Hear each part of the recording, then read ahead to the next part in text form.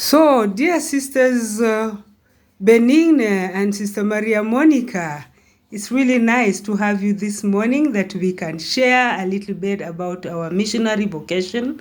You've been here for many years, and this year is the year of our general chapter.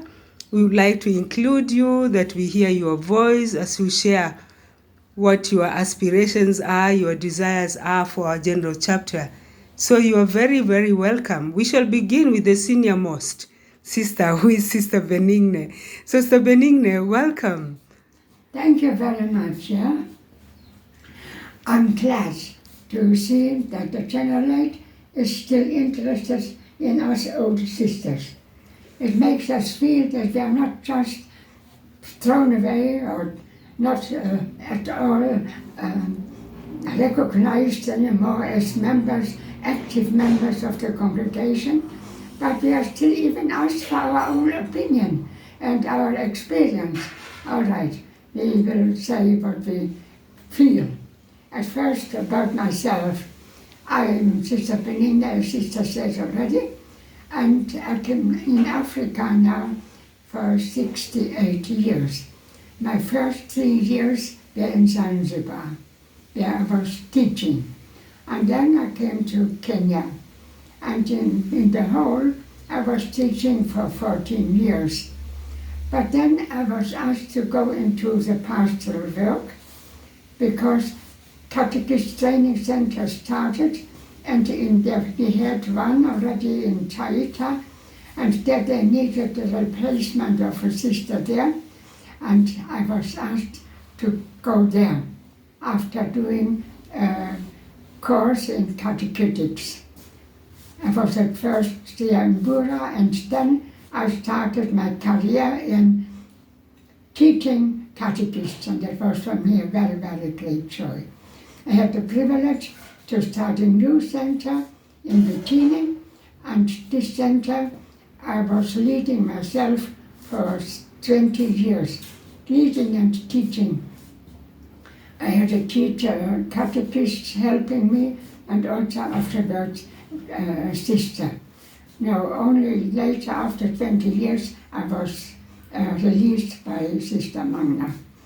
Now, I'm happy to continue with my work, but the work now is not anymore catechist, but I've still worked until last year helping the poor, and especially needy children, needy youth who have finished Standard 8 and after that are frustrated at all because they have no money to continue with their studies and to get a better future, not only for themselves, but even for their families. And they help afterwards with their salary to educate the younger brothers and sisters.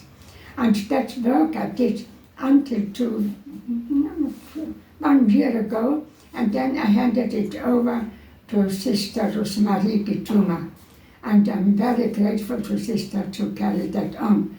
And I feel now really like somebody retired. Being 83 years, with 83 years, I went into retirement. So I feel very happy now that also I got a little bit time sometimes for reading, although my eyes make now the problem, they don't want to go along anymore. And but anyhow, with a magnifying glass, I can see something. Now, I'm glad that now we have to say something about our chapter. Now, at first, thinking on the chapter, of course, it is very important. We saw the importance of it for strengthening again our charism, maybe also looking into the rules and our customs, how they are still kept up to now, or how they have to be changed according to the different situations we are in now, or whether something new has to be introduced. So thinking on the importance of the chapter, and afterwards also the outcome of it, the resolutions, I think it is important for each sister, not only just after the chapter to be read, the resolutions, and they know them, they have heard them, and that is the end, and then they put it into their bookshelf, and that is lying and forgetting about it. I would suggest that at first, when the resolutions come, they are not only read out, but they are read and discussed at the same time by the members of the community. Then even at least every half year to be reread and rediscussed, so that up to the next chapter we are not looking, where is the old one, and we know nothing anymore what was said, but it is still in our mind because we are revising it the whole time. That I would see is very important, and I would not say it only for the resolution of the provincial chapter, not of the general chapter, but also of the provincial chapter, because it happens when the next provincial chapter comes, somebody comes to me and says, "Sister, have you still a copy of the last one?" Because even they don't know their own copy anymore.